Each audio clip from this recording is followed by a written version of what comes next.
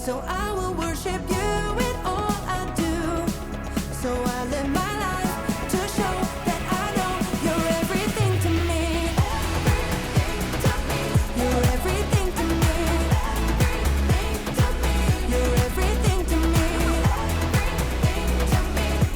So I live my life to show that I know you're everything to me. You taught us a brand new way to follow you in what we do and say. Jesus, you are for us. Help us be more like you every day. Jesus, I thank you. I just want to sing. You're all that I need. You say that I mean so much to you. You love me like a friend and help me through. So I will worship you in all I do. So I live my life to show that I know you're everything to me. You're everything to me. You're everything to me. So I live my life to show that I know you're everything to me. I'm gonna lift my voice to you. Jesus, you make me sing. I'm gonna live my life for you. You're everything to me. I'm gonna lift my voice to you. Jesus, you make me sing. I'm gonna live my life for you. You're everything to me. You say that I mean so much to you. You love me like a friend and help me through. So I will worship you in all I do. So I live my life to show that I know. You say that I mean so much to you. You love me like a friend and help me through. So I will worship you in all I do. So I live my life to show that I know you're everything to me. You're everything to me. You're everything to me. So I live my life to show that I know you're everything to me.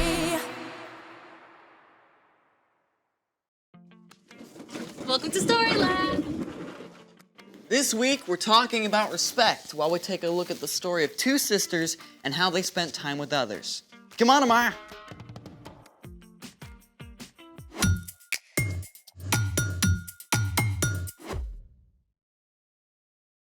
Hey, I'm Zeke.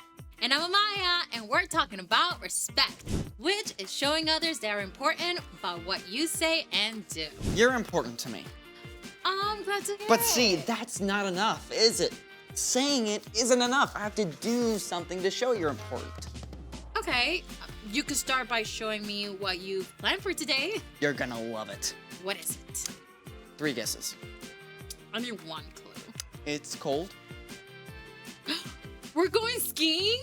Do you even know how to ski? The only time I tried, I sprained my ankle. Well, we're not going skiing. I need another clue.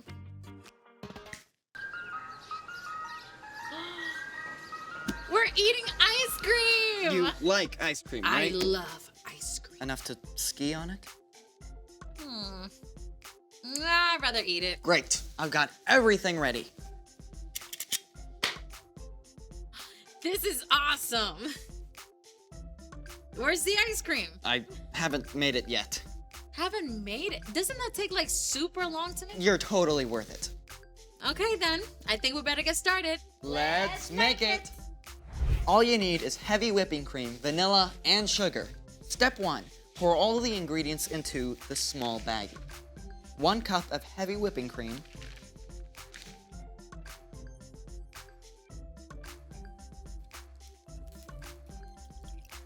1.5 teaspoons of vanilla.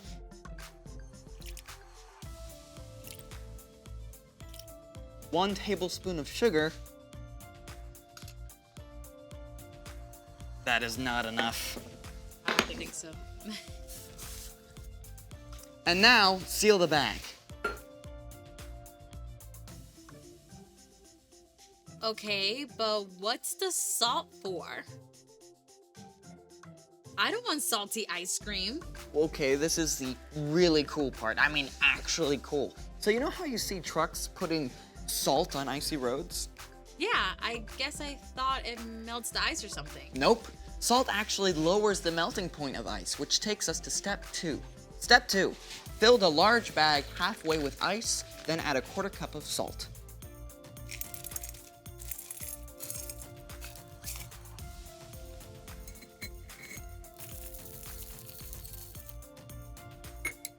Step 3, place a small bag inside of the large bag. And pour more ice on top. And now we seal the large bag. Okay, but I still don't get how the salt works.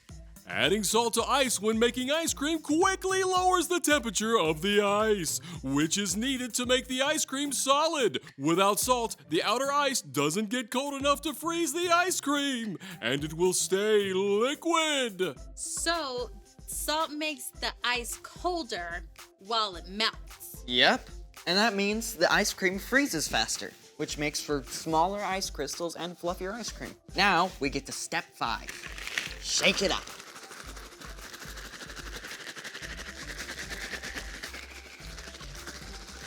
For how long? As long as it takes.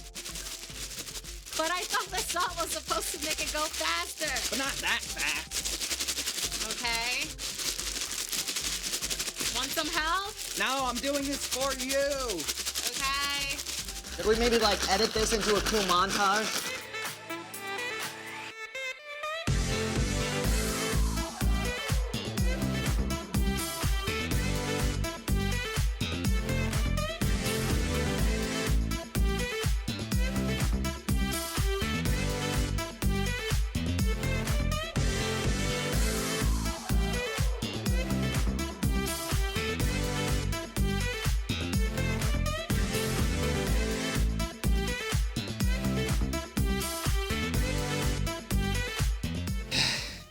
Is it done yet? That looks pretty soft. I guess I better keep shaking it then. Alright. While you do that, it's time for... The story before the story. Today, we're in Luke, the 3rd book in the New Testament. But before Luke, in the very beginning, out of a deep, deep love, God made an amazing world. But when people turned away from God, the world was broken.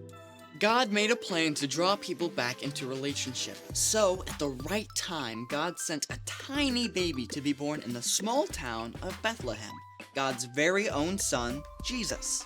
When Jesus grew up, he began to travel from town to town, teaching and healing, which is where our story starts. Take it away.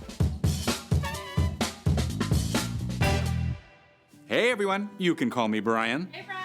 One day, as Jesus was walking with his disciples, he arrived in the town of Bethany, where a woman named Martha welcomed him into her home. Martha and her sister Mary and brother Lazarus were close friends and followers of Jesus. They knew what an honor it was for him to visit their home. Jesus, you sit right here. I know you must be starving after such a long day.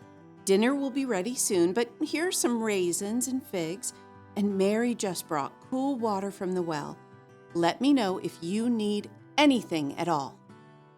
It was common for men to sit at the feet of Jewish rabbis and learn from them, so Lazarus and the other men crowded around to hear Jesus speak, while Martha and Mary worked to prepare a meal for Jesus.